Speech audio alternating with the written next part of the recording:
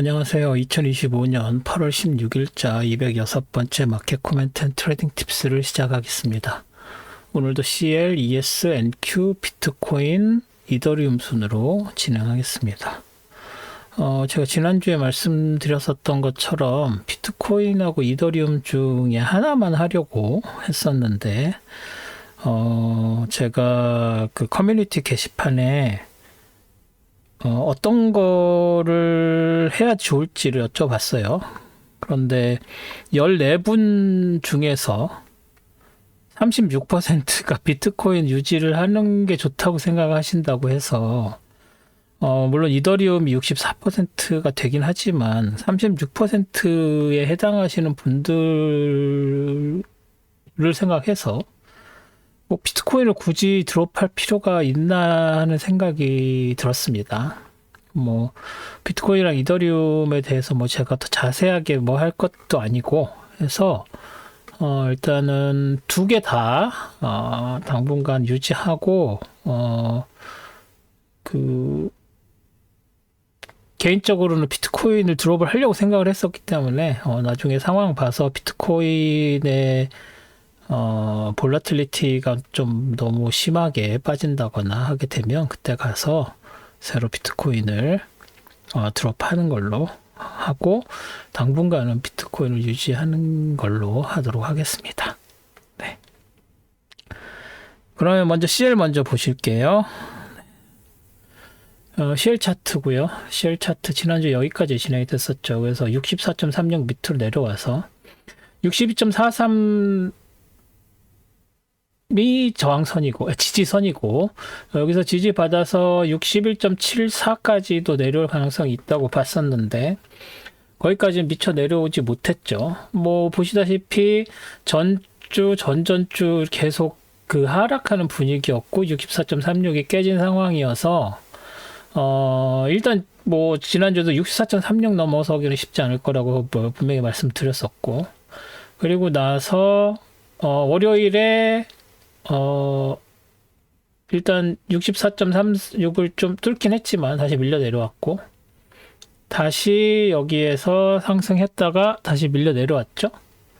그리고 수요일에 62.43마저도 밀려 내려왔습니다. 아무래도 이렇게 된 주된 이유는 러시아와의 관계가 좀 더 서로 양쪽에서 호의적인 이야기들이 왔다 갔다 했죠. 그래서 금요일에 하기로 했었던 그래서 지금 제 녹화하고 있는 그 사이에 지금 트럼프와 푸틴 간의 회담이 진행 중에 있습니다. 그래서 아마 그 동영상이 올라갈 때쯤에는 무슨 결과가 나오겠죠. 뭐 결과를 너무 기대하지 말라 뭐 이렇게 일단은 얘기들이 나오고 있는데 하여간 뭔가가 결정이 돼서 나오긴 하겠죠. 그 뭔가가 뭔지는 모르겠지만. 그리고 우크라이나의 젤렌스키 대통령은 이것저것 이야기를 많이 쏟아내고 있었는데 사실 뭐 미국 측에서는 전혀 리액트를 하지 않고 있는 상황이고, 우크라이나는 아무래도 좀 속이 타들어갈 수밖에 없는 상황이고, 동시에 유럽 정상들도 마찬가지죠.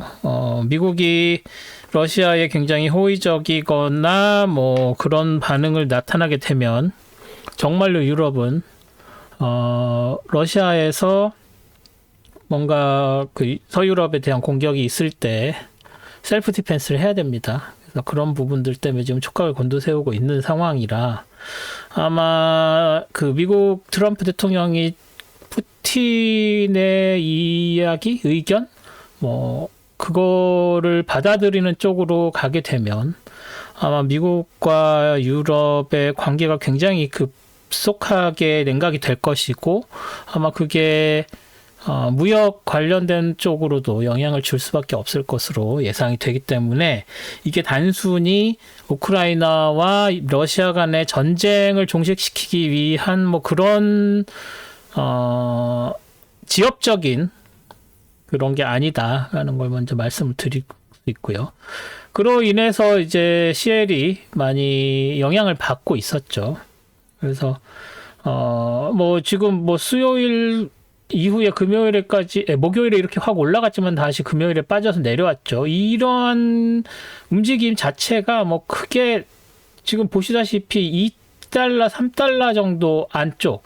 그래서 여기가 지금 이게 저점이 61.94잖아요. 거의 62에서 6달러, 6센트 빠지는 건데 62에서 64.36이면은 거의 뭐 위클리 볼라틸리티 자체가 64.44에서 아까 여기서 6센트 빠지는 거였으니까 6센트 더하면 뭐 2달러 50 정도 레인지에서 이렇게 움직이는 정도라고 보시면 될 것 같습니다. 그래서 그 너무 작은 레인지에서 움직이고 있기 때문에 여기에 무슨 큰 의미에서 올랐는데 이 오르는 이유가 뭐죠? 떨어졌는데 이 떨어지는 이유가 뭐죠?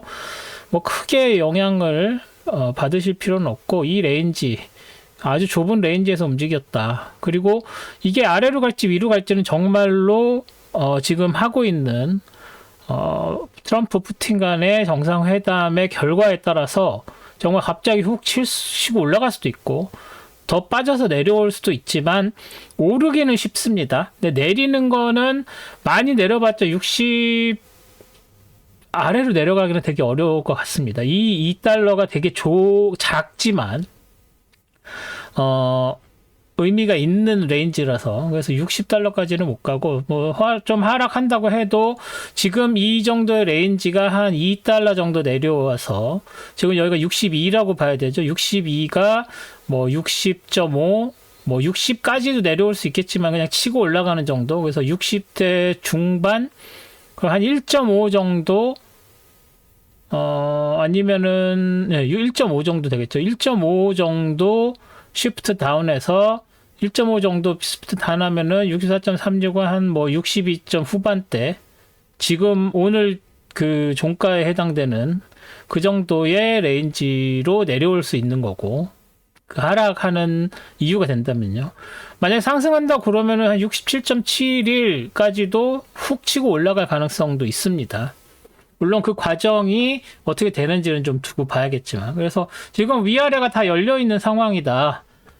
그래서 주말 사이에 어떤 뉴스들이 나오느냐에 따라서 유가는 굉장히 유동적이다. 방향 자체도 유동적이다라고 말씀을 드릴 수가 있을 것 같습니다.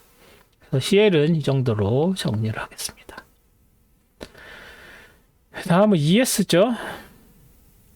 네, ES. 지난주에 ES 말씀드릴 때, 빠져서 내려왔고, 다시 위로 올라가도 여기까지 올라갔지만, 지금 떨어져서 내려왔다가 올라오는 이 과정이 두 개의 레인지에 걸쳐 있다고 말씀을 드렸었죠. 그래서 그 전전주 금요일에 이렇게 빠져서 내려왔다가 다시 회복하고 다시 이 위쪽에서 장이 형성이 됐었는데 장이 형성이 되고 그 중간쯤까지 간 상황. 그래서 여기서 계속 상승을 유지를 하게 된다고 해도 그 상한선을 쉽게 뚫기가 어려워 보인다라고 말씀을 드렸었죠. 하지만 수요일에 CPI 때문에 치고 올라갔습니다. 사실 CPI가 제가 텔레그램 채널에서도 말씀을 드렸지만 CPI가 그 정도 나온 것은 거의 움직이지 않았다. 그래서 뭐 인플레이션이 더 심해지지는 않았지만 또 인플레이션이 사라진 거라고 하기도 매우 어려운 상황이었습니다. 그런데도 불구하고 헤드라인 CPI 자체가 0.1% 예상치보다 낮게 나왔죠. 사실 그게 큰 의미가 있는 게 아닌데도 불구하고 그리고 코어는 또 특별하게 그 기대치를 하회하지 않았어요. 그런데 그렇게 된 이유가 가솔린 가격 뭐 이런 것들이 일시적으로 떨어져서 그런 건데도 불구하고 그런 내용을 들여다보지도 않고 트레이더들은 무조건 롱롱롱롱 했습니다. 그래서 CPI 결과 나오고 이거 치고 올라가고 수요일까지도 계속 치고 올라갔죠. 화요일에 치고 올라갔으니까. 그리고 나서 다시 빠져서 내려와서 전고점 있는 데에서 지지받고 다시 상승을 해서 보시다시피 이 전고점을 뚫고 올라간 게 컨펌이 된 상황입니다. 물론 얘를 여기에 있는 신고점으로 이렇게 해줬으면 뭐 걸쳐 있다라고 할 수 있지만 일단은 얘보다는 제 스타일대로 하면 여기죠. 뭐 얘네들은 이제 지워줘도 되고요. 그런 상황이죠. 그래서 여기 이 전 고점을 일단 이 레인지를 벗어난 걸로 봐야 되는데, 그래서 그러면 이제 신고점은 여기가 되겠죠. 여기가 신고점 되고, 여기 뭐 고점이 있지만 치고 올라갔다가 다시 내려와서 뭐 도지 스타일을 만들었기 때문에, 그래서 일단 전고점에서도 닿지 않은 상황이긴 한데, 그럼에도 불구하고 일단은 좀 강하게 ES는 올라갔습니다.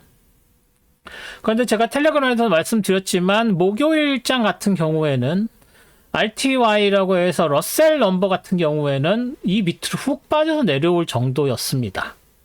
그리고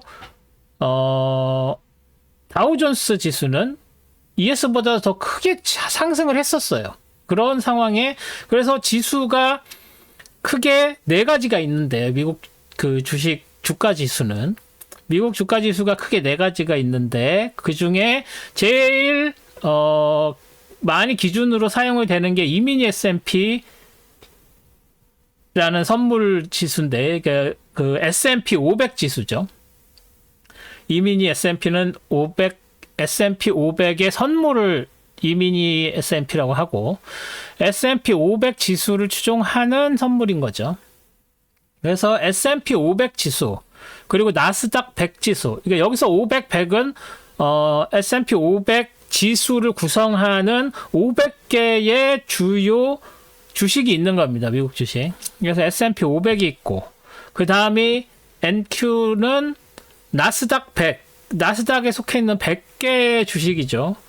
그 지수를 웨이트를 따로따로 줘서 종목마다 얼마나 그 특별한 종목에 더 가중치를 주느냐는 거죠. 그래서 그렇게 해서 나스닥에 있는 100개의 종목 그 주식을 모아서 만든 지수가 나스닥 100이고, 그 나스닥 100이 주요 지수 중에 두 번째를 차지한다고 볼 수 있고, 그리고 아주 옛날부터 있었던 다우존스라는 게, 다우존스는 50개를 가지고 주요 50개, 그래서 대표성이 50개 주식 가지고서 어떻게 전체 주식을 대표를 시키냐, 아주 옛날이나 그렇게 했지. 하지만 옛날에 만들었었던 주식 지수가 있었기 때문에 계속 그걸 또 그 추이를 따라오는 그런 게 있죠. 그래서 그 50개 주식에 있는 거를 빼고 새로운 거 집어넣고 이렇게 하는 게 또 되게 어렵죠.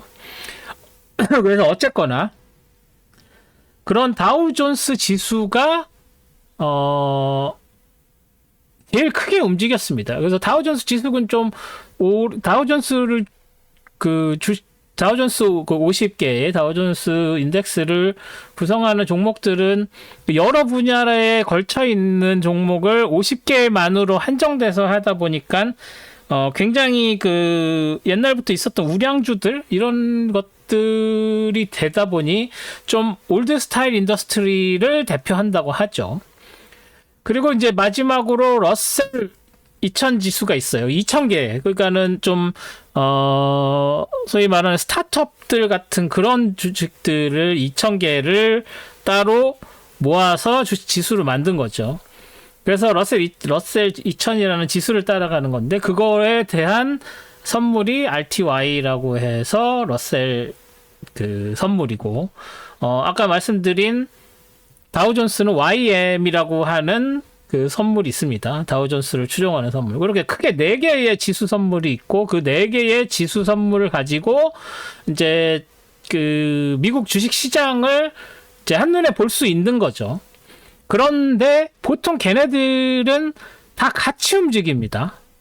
뭐 당연하겠죠. 주식이 전체적인 그 분위기가 있으니까 아무리 50개, 2000개, 500개, 100개 이렇게 한다고 해도 어느 정도는 되게 비슷하게 움직이는데 목요일 같은 경우에는 RTY는 굉장히 크게 하락을 하고 오히려 거꾸로 다우존스 지수는 굉장히 크게 상승을 했고 그 다음에 ES가 좀 덜 상승했지만 그래도 상승하는 축에 들었고 NQ는 ES는 상승을 하는데도 불구하고 나스닥은 상승하지 못하는 그런 모습을 좀 특이한 모습을 보였습니다. 그래서 이거를 제가 텔레그램 채널에서 디커플 됐다고 말씀을 드리는데 서로 같이 움직이다가 각각 따로 논다. 디커플 됐다고 말씀을 드리는데 어제가 굉장히 그게 디커플이 심하게 됐었던 그리고 오늘은 조금 비슷했지만 이미 어제 그렇게 디커플 되어 있었던 상황이기 때문에 전날 있었던 그래프랑 비교를 하면은 뭐 굉장히 다른 모습을 보여주는 것처럼 보이게 되는 거죠. 그래서 지난주에 제가 말씀드렸었던 것도 ES는 여기서 이렇게 두 개의 영역으로 나눌 수 있지만 이따 보실 NQ 같은 경우에는 두 개의 영역으로 나눠지지 않고 세 개의 영역으로 나눠졌었죠. 그래서 세 개의 영역으로 나눠졌는데 지금 ES는 이렇게 하나의 영역이 더 추가되는 느낌이 들었죠. 그래서 여기서 이렇게 레인지에서 움직이다가 시프트 업 했다가 내려와서 여기서 레인지를 만드나 했는데 다시 밑에까지 치고 내려왔다가 다시 이렇게 들어가면서 여기에서 다시 이렇게 레인지 무브하는 그런 모습을 보여서 제가 아래쪽 위쪽 그래서 아래쪽에 한번 여기 지지받고 올라와서 다시 이 레인지에서 움직였구나. 그래서 이 레인지가 굉장히 강할 수밖에 없다라고 말씀을 드렸고 그리고 나서 월화수는 이렇게 됐지만 월화는 그래 됐지만 수목금은 다시 이렇게 작은 새로운 영역을 만들어서 결국은 세 개를 만든 꼴이 됐죠. 그래서 여기에서 더 치고 올라가기는 사실상 조금 어려워 보이고 일단은 금요일에 이 작은 영역의 한성 가까이까지 일단 터치를 하고 올라간 상황이니까 뭐 이게 터치하고 올라갔다기보다는 여기서 시작해서 올라갔다가 내려와서 여기서 살짝 올라간 거죠. 15분봉 보시면 그쵸? 여기서 이렇게 치고 올라갔다가 다시 밀려 내려와서 여기까지 내려왔다가 여기까지 닿지 못하고 다시 상승을 하는 그런 분위기죠. 그래서 세틀먼트는 이제 이쯤 됐을 테니까 물론 끝나는 건 여기서 끝났지만 그래서 금요일에 이런 식으로 이런 모습을 보여줬기 때문에 아무래도 다시 이 안쪽으로 이 두 번째 영역으로 밀려 내려올 가능성이 굉장히 커졌다라고 봐야 될 것 같습니다. 그래서 ES는 계속 상승 모멘텀이 유지되기보다는 다시 밀려 내려올 가능성이 좀 더 크다 정도로 정리를 해야 될 것 같습니다. 네, 제가 앞에서 말씀드린 이 레인지 영역이 3개 된 거를 머릿속에 놓으시고 NQ를 이제 한번 보시도록 하겠습니다. NQ를 보실까요? 자, NQ 지난주에 여기까지 진행이 됐었죠. 그래서 제가 좀 전에 말씀드린 첫 번째 레인지, 두 번째 레인지에 넘어섰다가 다시 두 칸 아래로 밀려 내려오고 그런 상황에서 하나, 둘, 세 개 돼서 이 세 번째의 이 레인지를 넘기가 쉽지 않아 보인다라고 말씀드렸고 그래서 월요일에 상승을 했지만 다시 밀렸고 수요일이 아니라 화요일에 그렇죠. 화요일에 했죠. 화요일에 CPI 때문에 훅 치고 올라가서 결국은 얘를 넘어서나 받고 수요일에 컨펌이 됐습니다만 컨펌이 십자가 도지를 만들었죠. 그래서 이거 치고 올라가기가 만만치 않겠네 라고 생각을 했었는데 목요일날 밀려 내려오긴 했지만 다시 십자가 도지 만들면서 십자가 도지 만들면서 다시 이 상한선 아래쪽으로 내려왔고 결국은 상한선 안쪽으로 들어오면서 장이 마감이 됐습니다. 그러면 지금 모양은 다르지만 7월 7일 기준으로 첫 번째 레인지, 두 번째 레인지, 세 번째 레인지라고 했을 때 NQ가 전주에는 굉장히 강해서 세 번째 레인지까지 새로 만들 정도가 됐었지만 ES보다 강해서 이번 주에는 ES보다 상대적으로 약해서 결국은 세 번째 안쪽으로 들어오는 그런 모습을 보이고 있다. 그래서 뚫리고 여기에서 신고점 만들었지만 신고점 만든 게 큰 의미가 없어졌고 수, 목, 금 오히려 하락을 보이고 있고 여기서 새로 트렌드 라인을 그리게 되면 이렇게 새로 트렌드 라인 그릴 수 있겠죠. 그래서 여기에 걸쳐 있는 상황. 그래서 이렇게 로컬 상승 트렌드 라인이 걸쳐서 깨지기 직전이고 이게 굉장히 하락으로 떨어져서 이 핑크색 라인 아래쪽. 그래서 지난주에 이 핑크색 큰 레인지라고 했죠. 이렇게 갔을 때의 이 레인지에 다시 안쪽으로 들어오는 그런 모습이다. 라고 말씀을 드릴 수가 있겠습니다. 네. 이제 여기에 있는 얘네들은 지워도 되겠죠? 이런 애들 지우고요. 얘도 뭐 크게 놔둘 필요가 얘는 한번 놔둬 볼까요? 네, 이렇게 하면 될 것 같고. 그래서 NQ는 ES랑 비교를 하시면서 조금 더 하락 쪽으로 ES보다 좀 더 하락 쪽에 무게가 실리는. 그래서 만약에 NQ가 장을 리드하게 되면 ES도 따라서 밀려 내려올 가능성이 커지는 그런 모습이다 라고 말씀을 드릴 수가 있겠습니다. 네, NQ는 짧게 이렇게 말씀을 드리겠습니다.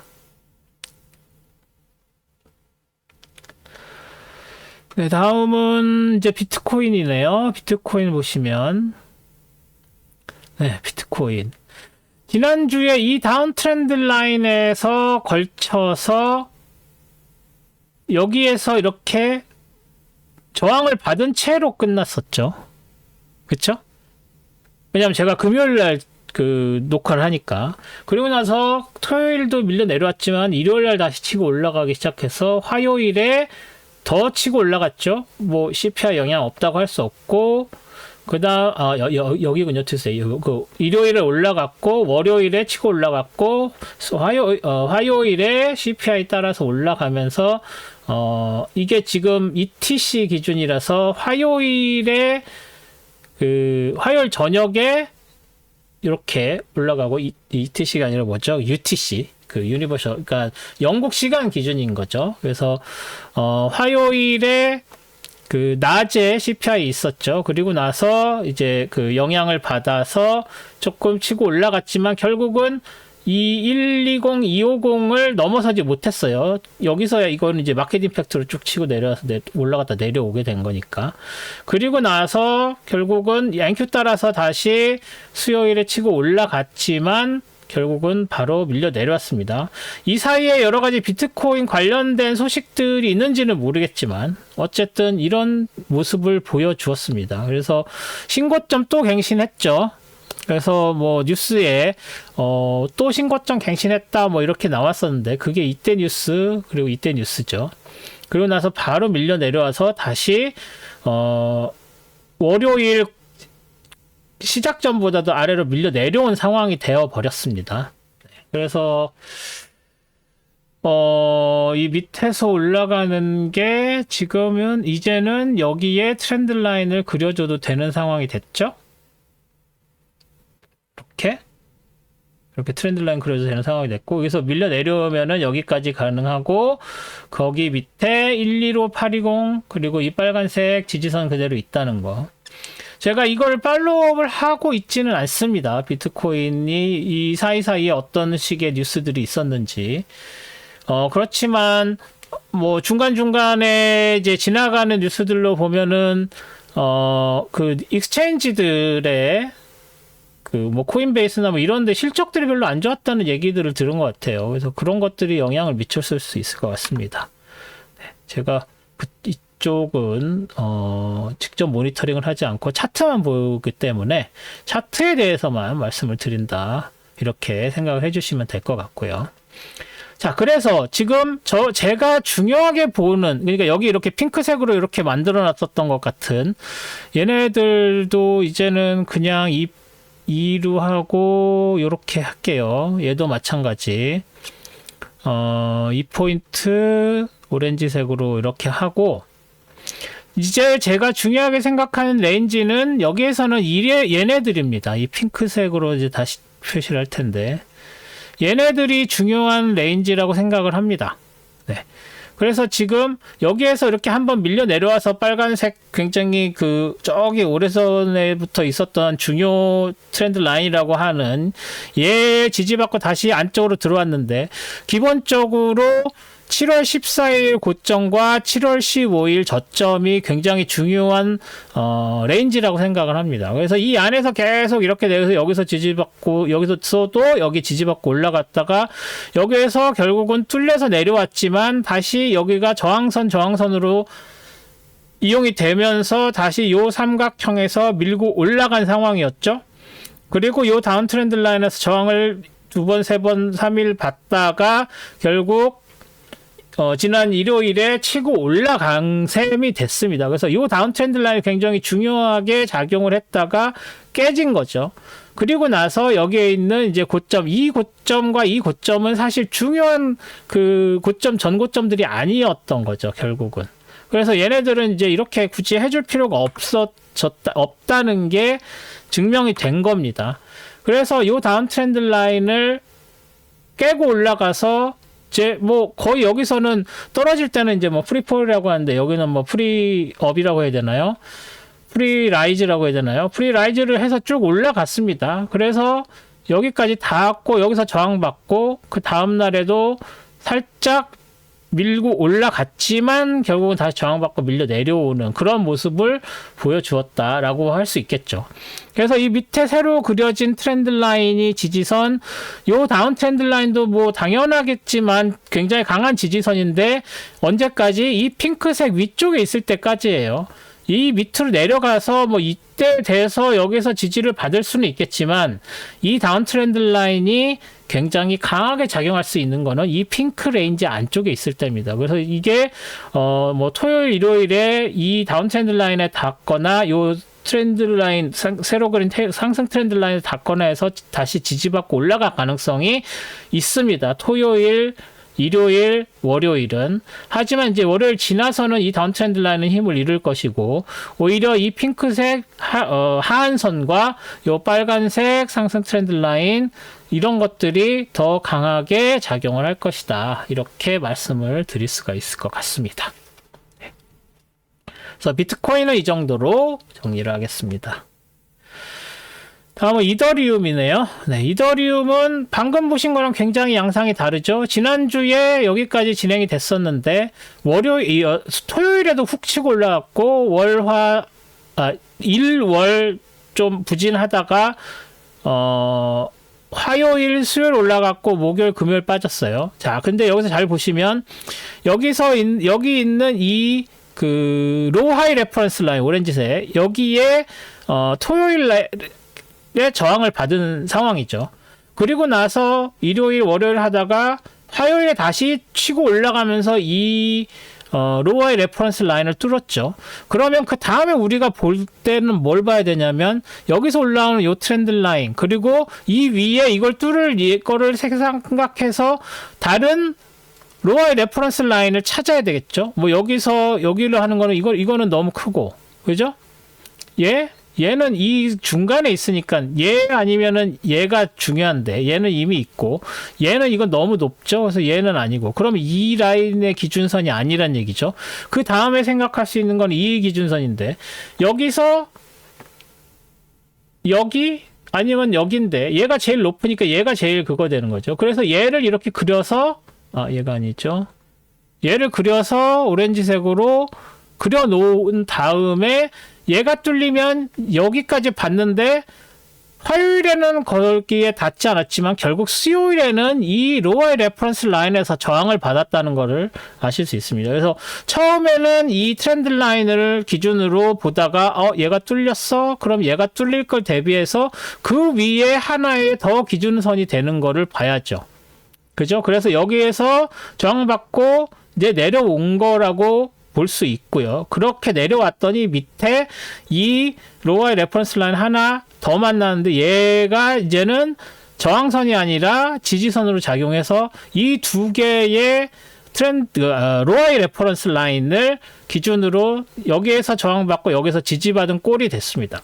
그런데 여기서 우리가 하나 놓치면 안 되는 게 지금 여기까지만 보면 별거 아닌 것 여기에서 이렇게 하면서 뭐 신고점 맞는 것 같지만 사실 이더리움의 역사상 고점은 언제 있었냐면 2021년에 있었어요. 그죠? 그래서 여기에 고점을 찍어 놔줘야 됩니다. 얘는 오렌지 라인이 있죠. 옛날 거니까. 그리고 여기에도 이렇게 있었고 여기에도 있었습니다. 얘는 그러니까 아주 오래된 거니까 뭔가 색깔을 좀 달리 해볼게요. 이 색으로 한번 해볼게요. 이게 아니고 얘를 찍고 연두색,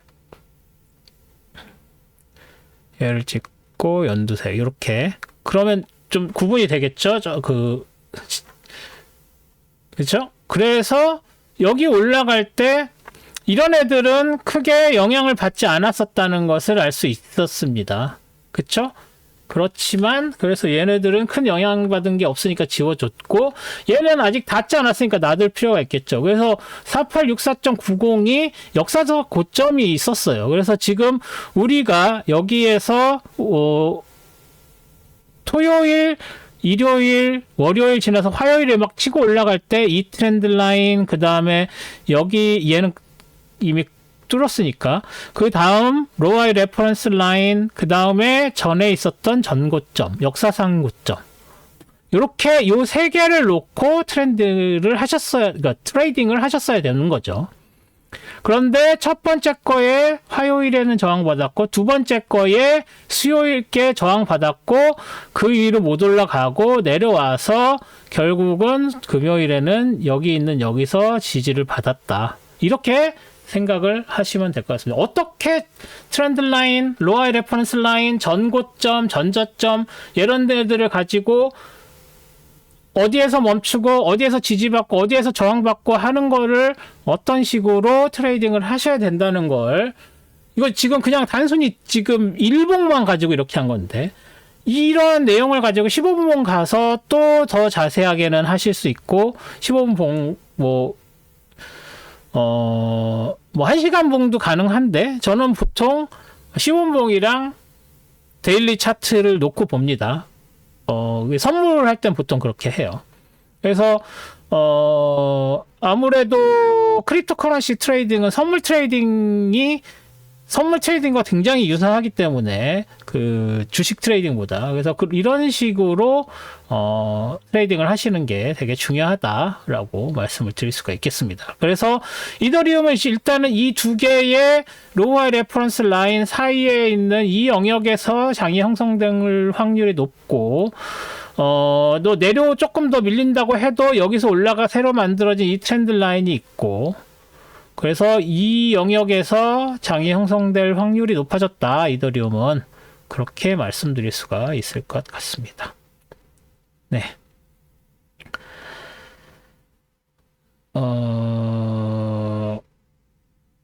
네. 이번 주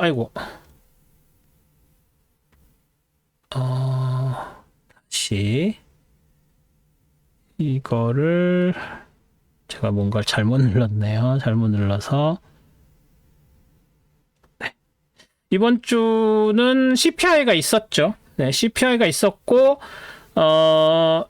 어제 PPI까지 나왔죠. 근데 PPI가 의외로 굉장히 세게 나왔어요. 그래서 이거는 제가 사실 이걸 다른 동영상을 새로 만들까도 생각을 했었는데,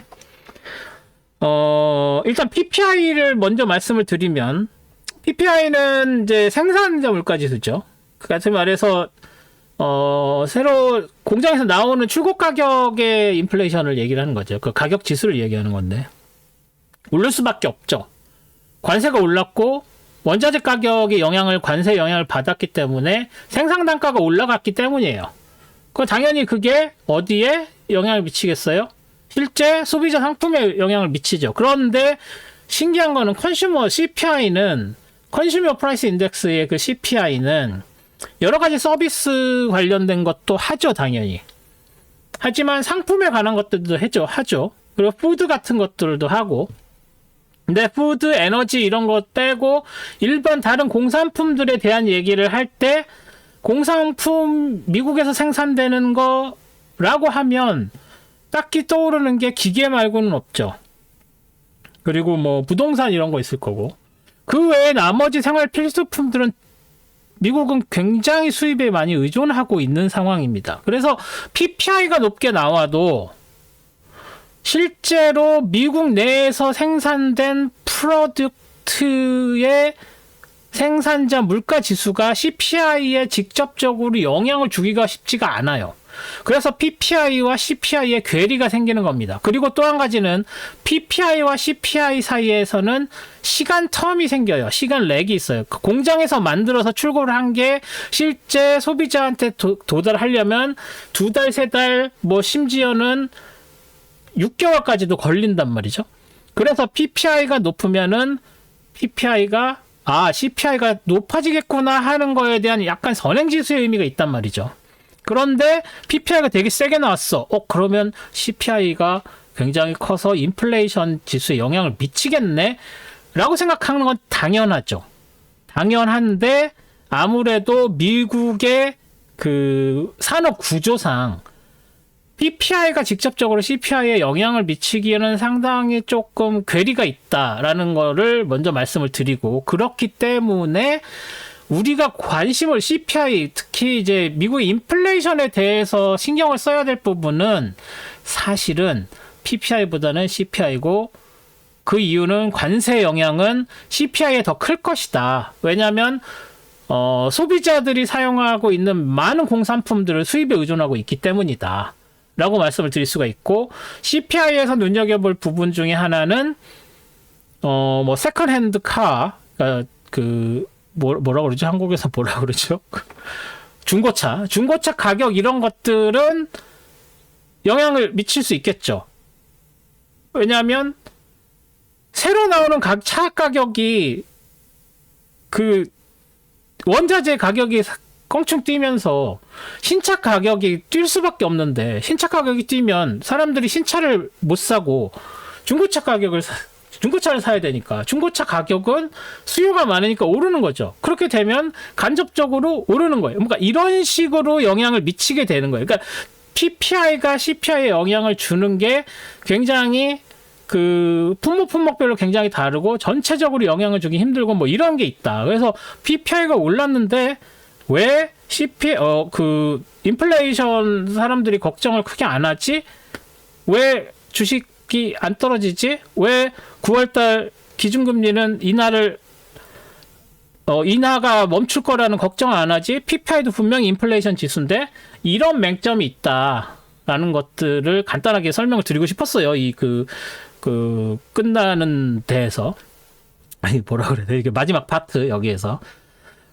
그래서 그런 부분들이 있다. 그래서 그러니까 CPI는 직접적으로 인플레이션 영향을 당연히 주겠죠. 하지만 PPI는 크게 상대적으로 영향을 주긴 주는데 좀 적을 것이다. 그 말씀을 처음에 먼저 드리고 싶었고, 그 다음에 두 번째는 뭐가 있냐면 미시간 서베이 얘기를 제가 자주 하는데, 지금까지 미시간 서베이들의 별로 신경을 안 썼어요. 그 미시간 서베이 중에 제일 중요한 두 가지가 뭐냐면, 사실은 제일 중요한 거 한 가지밖에 없었어요. 컨슈머 컨피던스라고 해서, 소비자가 얼만큼 그 경제를 보고 있는지, 그래서 경제가 안 좋아질 것 같다. 그런 거를, 설문조사를 하는 거예요.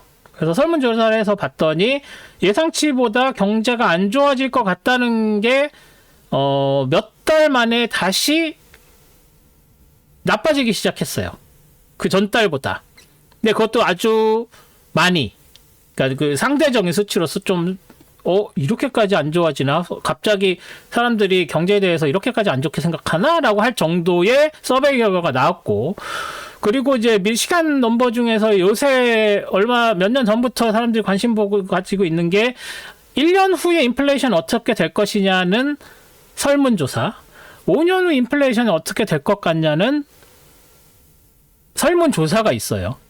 그런데 그 설문조사에서 그 소비자들이 1년 후에 그 인플레이션이 4.4가 나올 거라고 할 것이다라고 애널리스트들이 예측을 했는데 4.9가 나왔어요. 그러니까 애널리스트들이 생각하는 것보다 그리고 실제치보다 훨씬 더 인플레이션에 대한 우려를 하고 있다. 그래서 소위 말하는 이게 기대 인플레이션인데, 그리고 5년의 후에는 3.4 정도로 봤을 텐데 3.9가 나온 거죠. 사실은 이게 제가 지금 넘버를 앞에 놓고 있지는 않은데 오늘 넘버를 한번 볼까요? 미시간 지난번 그러니까 이 발표 지난번 발표가 1년 인플레이션 기대치가 4.5였어요. 그런데 4.4로 나올 거라고 예상을 했는데 4.9가 나와버린 거고, 3.4가 나왔었고 이번에는 3.4라고 5년 후 인플레이션 예상치, 근데 3.9가 나온 거죠. 다시 말해서 기대 인플레이션이 갑자기 훅 치고 올라오기 시작을 한 거예요. 그리고 아까 말씀드린 거 서베이는 낮게 그 기대치보다 낮게 나온 거죠. 이 얘기는 뭐냐면 물가는 오르는데 경제는 안 좋아. 그걸 말하는 말이 있죠. 스태그플레이션. 스태그플레이션의 위험에 대해서 FOMC가 굉장히 우려를 하기 때문에 인플레이션을 관세 때문에 영향이 있으니까는 좀 천천히 그 기준금리를 낮추자라고 얘기를 하고 있는 건데, 그 스태그플레이션 때문에. 그러니까 인플레이션 플러스 경기가 안 좋은 거. 그럼 경기가 좋으면서 인플레이션 있으면 좋고 그 인플레이션이 낮으면 더 좋은 거죠. 그래서 2% 정도의 성장을 하면서 경기도 좋아.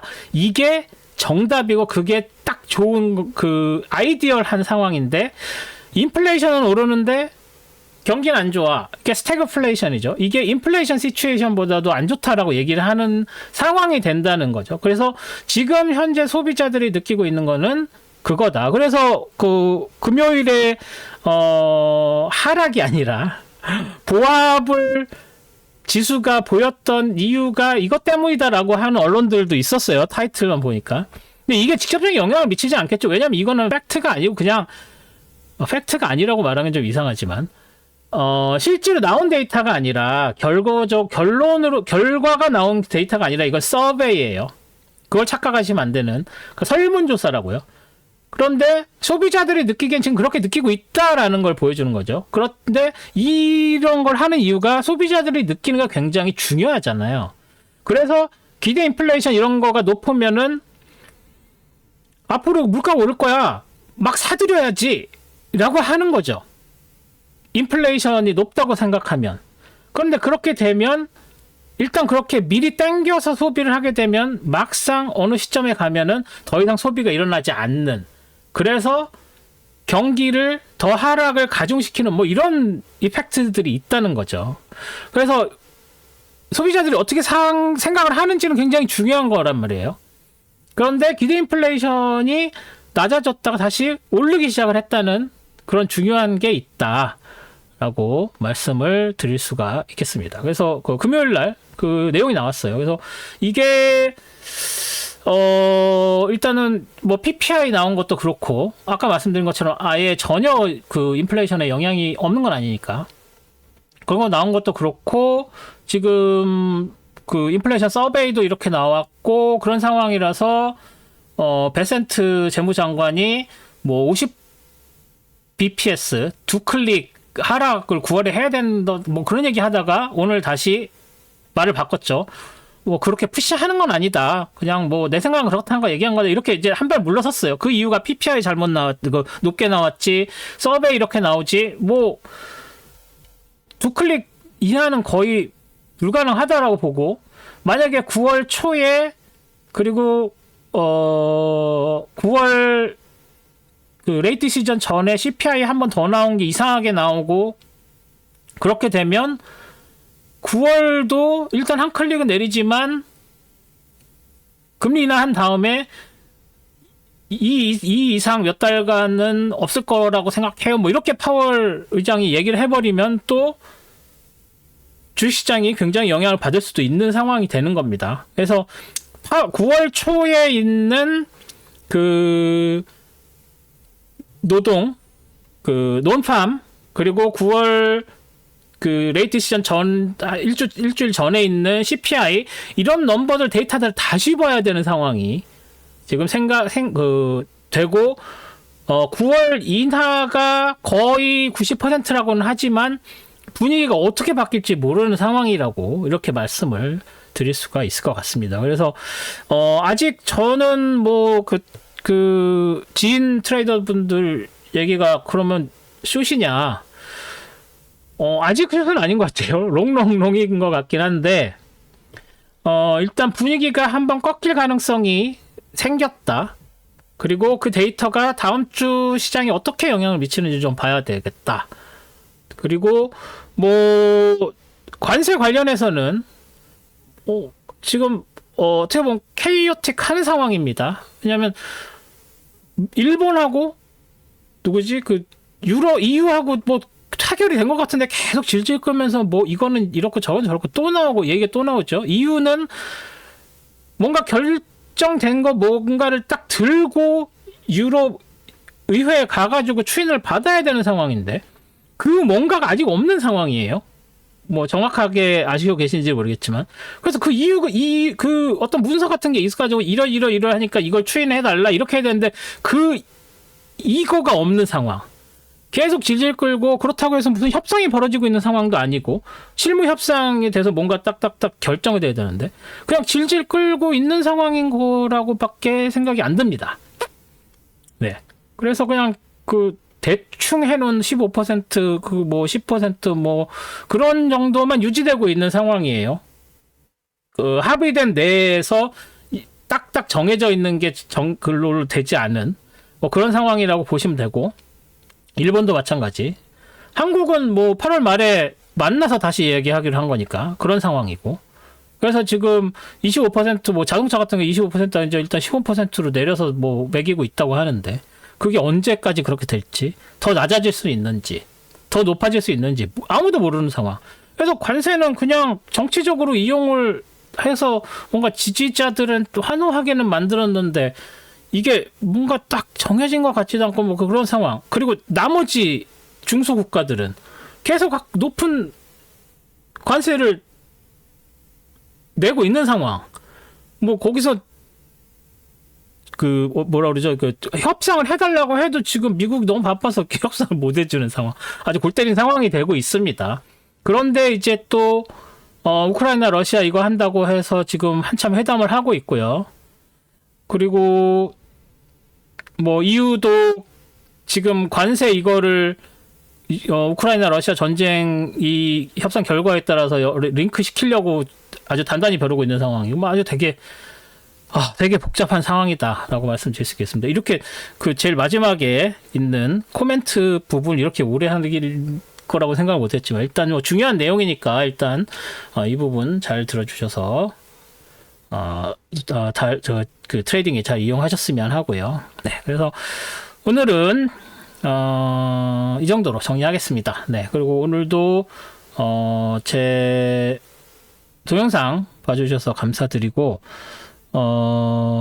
제가 좀 이제 개인 사업 조금 준비하고 있어서 새로 블로그 같은 것도 만들고 있어요. 그래서 그 블로그에 신한증권에 들어가는 제 개인 칼럼 일주일에 한 번씩 하는 칼럼 그리고 이제 그거를 그 페이스북에 있는 뉴스포터라는 곳에도 제가 기고를 하고 있는데 그거를 제 블로그에 같이 동시에 올려서 보실 수 있는 분들을 보실 수 있게 하려고 합니다. 그래서 그런 게 일요일 날 올라가거든요. 그래서 일요일에 올라가는 그거를 어디서 할 수 있는지 제가 준비가 다 되면 커뮤니티 게시판에 링크를 올리도록 하겠습니다.